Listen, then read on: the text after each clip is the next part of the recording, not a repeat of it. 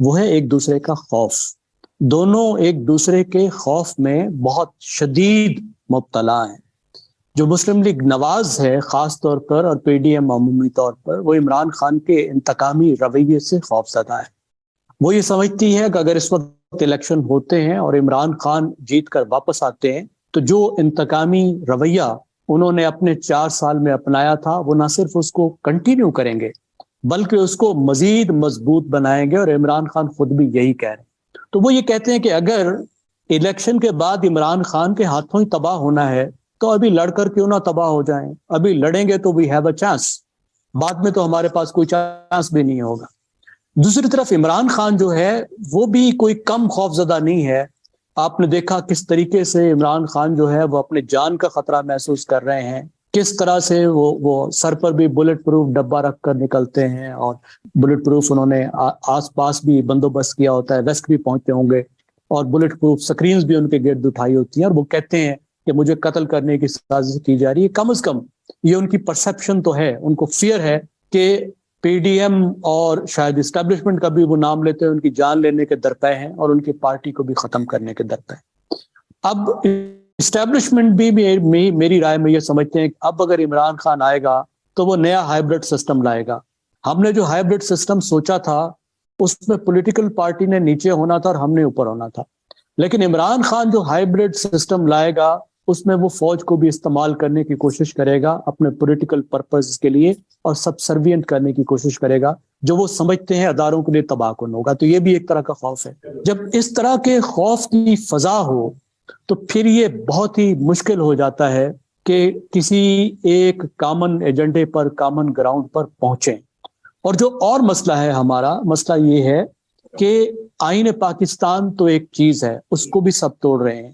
دنیا بھر میں تو آئین کے ساتھ ساتھ نارمز بھی ہوتی ہیں، پولیٹیکل نارمز بھی ہوتی ہیں، ڈیموکریٹک نارمز بھی ہوتی ہیں، اور نارمز کو بھی فالو کیا جاتا ہے.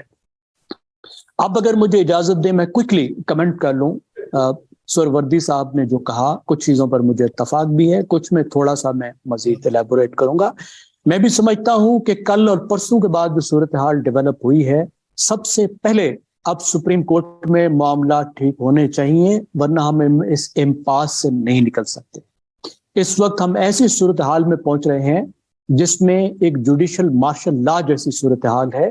ایک بینچ نے ایگزیکٹو کو بھی ایک طرح سے اوورٹیک کر لیا ہے اور پارلیمنٹ کو بھی اوورٹیک کر لیا ہے. دس سچویشن از ناٹ ٹینیبل، کیونکہ دوسری سائڈ سے بہت بری طرح ریزسٹنس آئے گی اور پاکستان ایک ریاستی انارکی کی طرف جا رہا ہے. تو فوری طور پر سب سے پہلے چیف جسٹس صاحب کو فل کورٹ بینچ بنا کر یہ تمام معاملات ان کو دینے چاہیے. وہاں سے معاملات سب سے پہلے سیٹل ہوں گے تو اس کے بعد ہی دوسری چیزیں یہ معاملات سیٹل ہوں گے.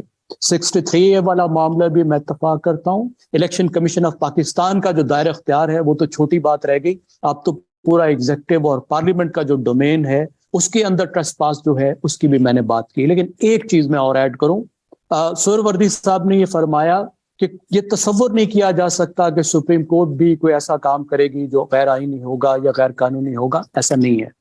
دنیا بھر کی جمہوریتوں میں یہ تصور بھی کیا جاتا ہے اور سپریم کورٹ کے ججز کا جو اکاؤنٹیبلٹی ہے اس کا سسٹم بھی بنایا جاتا ہے. پاکستان میں یہ موقع 18ویں ترمیم کے پاس وقت ہمارے پاس موجود تھا. چارٹر آف ڈیموکریسی میں بھی اس کے بارے میں لکھا گیا تھا اور اس وقت کرنے کی ایک دفعہ کوشش بھی کی گئی، اور کہتے ہیں کہ جی اس کو الٹا دیا افتخار چودھری نے. افتخار چودھری نے خود سے نہیں الٹایا. اس وقت نواز شریف صاحب افتخار چودھری کے سنتری تھے، بندوق لے کے اس کے پیچھے کھڑے ہوئے تھے، کالے کوٹ پہن کر اس کے ساتھ وہ دوڑیں لگاتے رہے. اور اس وقت جو یہ معاملہ شروع ہوا ہے، ایک تو خیر سے ہر معاملے کا کھرا جو ہے وہ مسلم لیگ نواز کے گھر جا کے پہنچ جاتا ہے. یہ جو جوڈیشل ٹرسٹ پاس ہے اور یہ جو ایک جوڈیشل ایکٹیویزم ہے اور جس میں ایک حد تک پولیٹیکل ایکٹیویزم بھی ہے، اس میں بھی یہ جوڈیشری اور مسلم لیگ نواز کا جو وہ گٹھ جوڑ یا اتفاق تھا اس کا بہت بڑا ایلیمنٹ ہے. تو ججز ابھی آپ دیکھیے، اور وہ ختم بھی نہیں ہوا، آپ دیکھیے کہ ابھی تازہ ترین جو معاملہ ہے، جو وزیر قانون صاحب نے معافی مانگی کہ ہم نے جی ججز کی سلیکشن میں غلطی کی. اب آپ دیکھیے پاکستان کے وہ جج جن کا سب سے زیادہ احترام کیا جاتا ہے، وہ یہ کہہ رہے تھے کہ پہلے آپ اصول وضع کریں کہ ججز کی سلیکشن کا کیا طریقہ ہوگا, اس کے بعد اب ججز سلیکٹ کریں. You had the numbers, government کے پاس نمبر موجود تھے, ججز ساتھ تھے, یہ ایک تاریخی موقع تھا. میں چھوٹی سی بات ایڈ کروں, آپ تو پالیسی کے استاد ہیں, کہ جو ریفارم ہوتا ہے وہ اپرچونسٹک ہوتا ہے. کیا مطلب؟ کہ آپ کو تاریخ ایک ریفارم کا موقع دیتی ہے, اس موقع کو آپ استعمال کر لیں تو ریفارم ہو جاتا ہے. وہ موقع آپ نے گنوا دیا تو آپ گئے. 18ویں ترمیم ایک تاریخی موقع تھا, اس وقت نہ کیا جاتا تو الٹا لٹک کے بھی اس کے بعد آپ 18ویں ترمیم نہیں کر سکتے تھے. آپ کو تاریخ نے ایک موقع دیا کہ آپ سپریم کورٹ کے ججز کی سلیکشن کا طریقہ کار طے کر لیں. یہ باقی چیزیں بھی طے ہو جاتی, ججز بھی آپ کے ساتھ. You had the numbers. کیوں بک گئی یہ حکومت؟ ہمیں جواب چاہیے. اور ہمیں معلوم ہے, آپ کو مجھے معلوم ہے سودے بازی کس چیز پر ہوئی تھی جناب. ایک اپیل آج بھی نہیں سنی گئی, ایک کنٹریکٹ آج بھی ویلڈ ہے. میں نام نہیں لوں گا کون سی چیز ہے, کون سی اپیل ہے جو سپریم کورٹ میں نہیں سنی گئی, جس کا مسلم لیگ نواز کو آج بھی فائدہ ہے. That gentlemanly agreement still is intact. جب ریفارم کا ٹائم ہوگا تو آپ سودے بازیاں کر لیں گے. بس وہ جب گردن آپ کی آئے گی کڑکی میں, جب گردن آئے گی کڑکی میں تو آپ ریفارمر بن کے بھاگیں گے. اس طرح ریفارم ہوں گے, اس طرح ملک چلے گا. ریفارم کا ٹائم ریفارم ہوگا, کڑکی کا ٹائم ریفارم نہیں ہوگا. کڑکی کے ٹائم پر آپ بھوگیں گے, بھگتیں گے اور گردن توڑوائیں گے.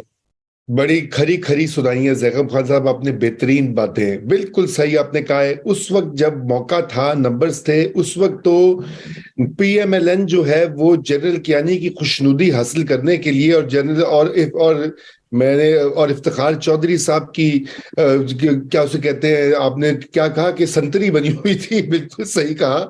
اور یہ گٹھ جوڑ تھا, اتنا یہ شدید قسم کا گٹھ جوڑ تھا. 19ویں ترمیم جس طرح سے لائی گئی وہ ہم نہیں بھول سکتے لوگ.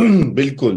اور یہ ماضی نہیں بھولنا چاہیے. اور اسی کا شاخسانہ تھا اس گٹھ جوڑ کا, کہ جنرل کیانی پاشا, افتخار چودھری اور ان کے اور ان سب کی پھر نواز شریف صاحب کی جو باقاعدہ ڈرائی کلیننگ کی گئی تاکہ جوڈیشل کاؤنسل میں جب سینیارٹی اصول کو نظر انداز کرتے ہوئے وزیر قانون نے تجویز پیش کی کہ جو جونیئر جج جن کو چیف جسٹس لانا چاہتے ہیں ان کو کر لیں, تو اس کاؤنسل میں جسٹس قاضی فائز عیسیٰ نے پوچھا کہ یہ وزیر قانون صاحب یہ آپ کیا کر رہے ہیں, اس کی کیا وجہ ہے, آپ اس اصول سے کیوں ہٹ رہے ہیں؟ تو ان کے پاس کوئی جواب نہیں تھا. تو یہ جب آپ اس طرح کی سودے بازی کرتے ہیں تو پھر اس کے نتائج جو ہے وہ پھر آپ بھگتتے ہیں. ٹھیک, بالکل بالکل سودے بازی. اور میں تو صرف اتنی سی بات کہہ رہا تھا کہ دیکھیں یہ جو کھچڑی اس وقت کی گورنمنٹ تھی, پی پی پی کی لیڈ کولیشن تھی, اس کے خلاف ہر طرح کا حملہ اور ہر طرح کی چیز جو ہے وہ ہو رہی تھی جوڈیشری کی طرف سے اور ظاہری بات اسٹیبلشمنٹ کی طرف سے. جنرل کیانی اور پاشا نے ناک میں دم کر رکھا تھا, کبھی میمو گیٹ تو کبھی یہ تو کبھی وہ. اور اس وقت کا بھی جو کانڈکٹ ہے, انفارچونیٹلی شکر ہے کہ کچھ 18 امینڈمنٹ میں اچھی چیزیں ہو گئیں, لیکن یہ ایریا جیسے آپ نے جس کو آپ نے زیغم خان صاحب جوڈیشل اکاؤنٹیبلٹی کا ڈومین جو ہے اور سپیریئر کورٹس کی اکاؤنٹیبلٹی کا, وہ انفارچونیٹلی ایک بہت بڑا گیپ رہ گیا ہے. اور اس کو فل کرنا, اس کو ہینڈل کرنا پارلیمان کا, ان سیاسی قوتوں کا کام ہوگا گوئنگ فارورڈ.